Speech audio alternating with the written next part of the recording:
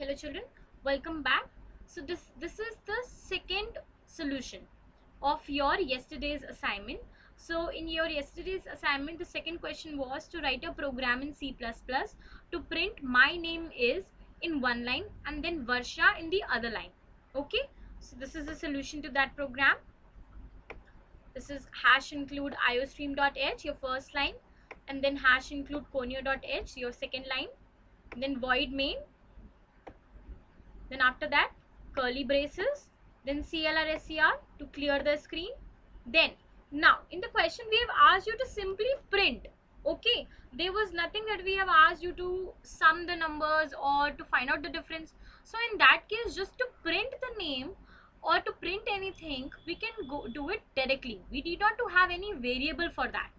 So over here I have given an output statement, like I have used a object cout over here, and then over here inside double quotes I have written my name is, because in the question I was asked to print my name is. Okay, up to here. Why up to here? Because then the second word that is to be printed on the screen is to be printed in the second line.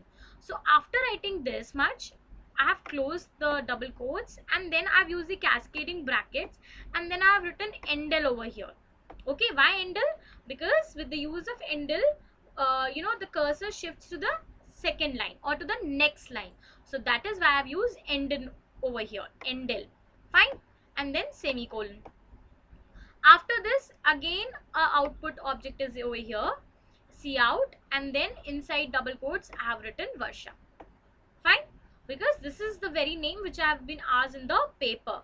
You could have written your name also if in the question paper I have not given the name. Okay, there you have full freedom to use any name.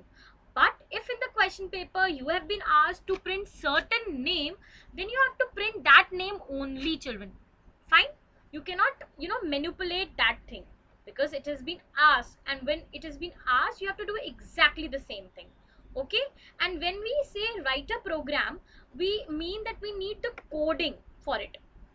Okay, we do not want to see your output screen, or we do not want you to do it on your system.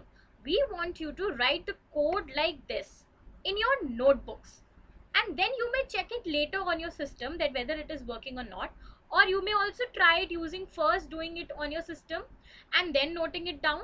But we basically ask you this part. Okay, and rest, if you facing any problem in doing so, yes, you are free to ask us anytime.